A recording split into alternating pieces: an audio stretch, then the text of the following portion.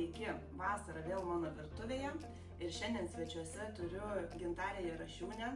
Gintarė yra klinikos endobiogenika vadovė, endobiogenika žurnalo redaktorė. Labai smagu, Gintarė, kad atvykai, ačiū tau labai. Ir šiandien ji mums pagamins 3 receptus, tai gal gali pristatyti, kokie jie bus? Labas, Aiste. Ačiū, kad pakvietei, labai malonu čia būti. O receptai tai bus paprasti. Pirmiausia, mes gaminsim mano dieviškas salotas. Jos yra tikrai greitas ir paprastos. Tada gaminsim sumuštinius, kurie jau nėra tokie dieviškai sveiki, bet labai skanus. Ir tada gaminsim skanėstą, kuris irgi yra greitas ir paprastas. Ir kas mėgsta šokoladą, tai bus labai skanus. Na ką, skamba labai skaniai, pradėkime. Dabar gaminsime salotas ir mums reikės pomidorų, agurkų, petražolių, krapų ir sviestinių pupelių. Taip pat reikės aliejaus, pipirų ir druskos. Ir citrinos. Gintarė, man iš tikrųjų labai smalsu paklausti tavęs, kokie tavo paskutinių gal metų ar kelių metų atradimai sveikatos klausimais. Ką tu taikai savo? Žinai, gal kažkokias teorijas, kur būdavo anksčiau, sakydavo vienaip, paskui darom dabar kitaip. Kas tau pasiteisinę? Tai gal pradėsiu nuo to, kas nepasiteisina. Pradėk. Žinai, visas dietas. Tai buvau, pamenu, gal už 19 metais, 18, buvau užkibusi ant keto mitybos. Bet, žinai, mano keto mityba, jinai nebuvo teisinga keto mityba. Man tiesiog labai patiko valgyti retai. Ir tai, kas man skanu. Tai, žodžiu, visą tą mečiau, nes prasidėjo sveikatos problemos. O šiaip, kas man pasiteisino, tai man iš tikrųjų pasiteisino ta visavertė mityba, tik labai žiūrint baltymų suvartojimą. Aha, kiek per dieną suvartoji baltymų? Tai aš savo esu nusistačius normą 120 gramų ir tai tikrai nėra taip lengva surinkti. Kad aš tikrai turiu pasukti galvą ir vienintelis pagrindinių dalykų, kuris man efektyviai pasiteisino šiuo klausimu, kad galėčiau surinkti, tai yra maisto planavimas. Jeigu tik nesusiplanuoju iš anksto, ką valgysiu rytoj, tai realiai galiu tik tai su baltymų kokteiliais, tokiais tada jau gauti tą reikiamą bazę, arba, kaip sakiau, visada man tepsiu. Kad jau jeigu ką įdėsiu visada tuną ir tada turėsiu tiek, kiek man reikia, tiek, kad pavargsti nuo to pačio produkto visą laiką. O iš ko dažniausiai pasirenki baltymus? Tai mano baltymų šaltiniai yra lašiša, yra vištiena ir yra kaip pagrindiniai, tai gyvūninės kilmės ir tunas. O kartais tikrai pavargstu, bet iš jų tiek negaunu, tai yra ankštai. Dėl to šiaip man sviestinės pupelės labai patinka, nors tas ir mažiau turi. Jo, tai mano šaltiniai tokie yra. Gerai, įdomu. O kiek, pavyzdžiui, tu valgai per dieną? Per dieną pasakai, bet per savaitę, pavyzdžiui, lašišos, ar ne, ar vištos? Kaip paskirstai? Tai, žinai, lašiša, tai mano, gal sakyčiau, pagrindinė žuvis. Tai jos valgau, realiai, kas antrą dieną tai tikrai. O, taip.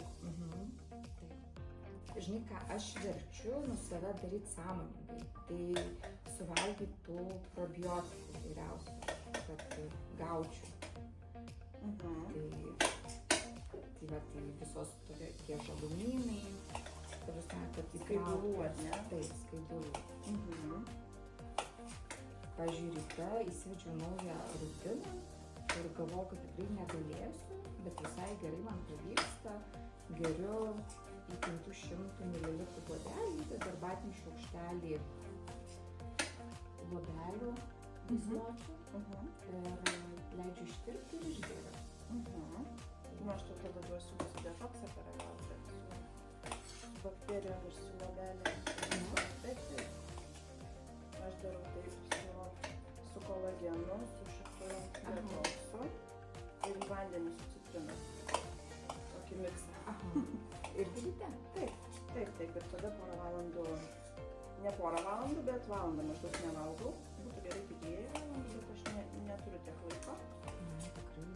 Aš kaip pusvalandį, žinok, aš tik atsikeliu, mano pirmas pasas maišau yra šitas.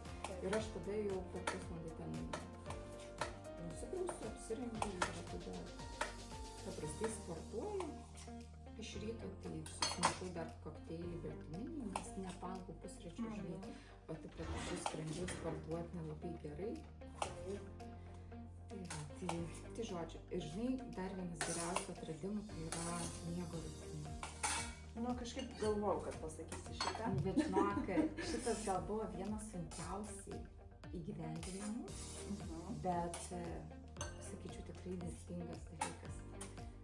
Tai gal papasakok truputį plačiau, kaip pavyko tau, nes man tai sunkiai pavyksta nueiti anksti gulti. Vaikas mano dar gal šiek tiek mažesnis, bet gal papasakok, kaip tu pakeitei, kada anksčiau eidavai miegoti ir kada dabar eini? Aš žiūriu naktinį miegą. Būtent, kol buvo maži vaikai, mūsų su vyru rutina būdavo tokia, kad užsimigdom vaikus ir tada varom į vaiką. Tada jų laikas yra mūsų, nes ramu, poreikiai nėra apie priekį, kažko mama ten tėti, duok tą padaryk tą. Tai kai vaikai paaugo, kiek mano realiai čia paskutinių metų yra šitas metų laiko su miegu. Pasitaiko ir dabar, kad nenueinu miegoti. Bet čia taisyklė yra tokia, kad iki 10 aš jau privalau gulėti lovoj. Nes mano tikslas ir, žinai, aš mėgstu gadžetus. Man žiūri patinka visokie žiedai, laikrodžiai, kuo tik nebandžius esu. Ir aš tikrai matau tą miego poveikį, kai neinu gulti anksčiau per gadžetų pagalbą. Tai ar apsimoka, aš manau vienareikšmiškai, bet koks minusas yra, kad negali naktinėti. Kaip tu padarei tai? Kaip prisivertei? Tai tiesiog nusprendžiau ir pradėjau eiti anksčiau gulti. Ir dažnai gal papildai, kuriuos naudojau, aš sakyčiau, irgi, žinai, yra tie miego protokolai įvairiausia. Ką naudojai? Aš žinau, magnį visada, o visus kitus tai taip rotuoju. Jeigu matau, kad prasideda strimas kažkoks, tai papildomai duodu. Aš irgi panaudoju ašvagandą kartais. Pagrindas, ką vartoju vakarais magnį. Ir vartoju ramybės dar papildus, irgi kurias šviesianino ir amino rūgščių. Slaptas ingredientas, kurį pamiršom pasakyti, tai yra sūris. Aš naudoju ožkos, bet kiti gali naudoti paprastą fetą ar avies sūrį. Man tiesiog labai sūrį ožkos sūris.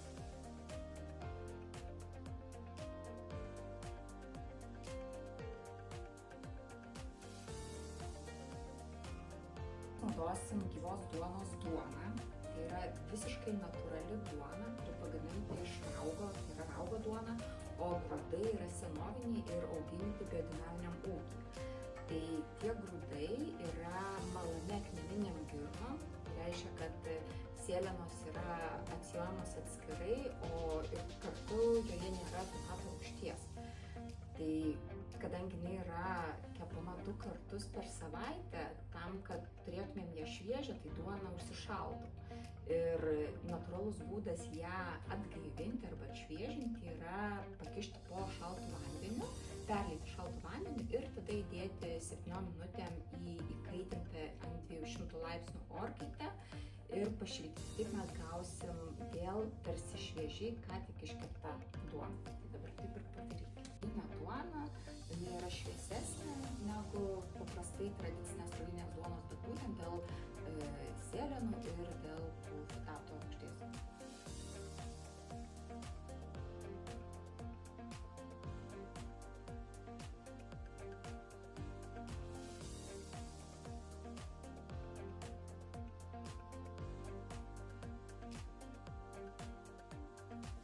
Tai mūsų skanėstų receptai mums reikės 2 ingredientų, tai yra saldžios bulvės ir šokoladą. Šiaip 70%. Skamba labai įdomiai. Savotiškai. Pabandom? Pabandom. Gerai.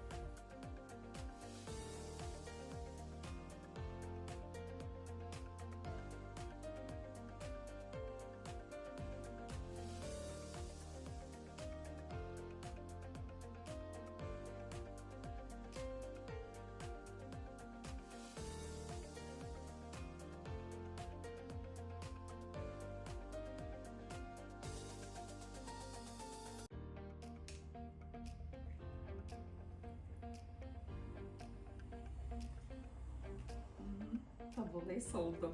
Labai gerai. Reikia tos avietės. Nu, labai skanu. Tai dabar gaminsim sumuštinius su tunu, karštus sumuštinius su tunu.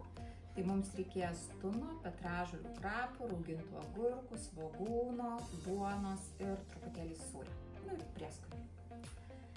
O taip pat prie sumuštinio pasigaminsim ir savo majonezą. Tai mums reikės alyvuogių aliejaus, reikės citrinos, reikės kiaušinio, reikės garstyčių, vandens reikės ir dar reikės druskos ir pipirų. Nu ką, pradėkim tada. Pradėkim.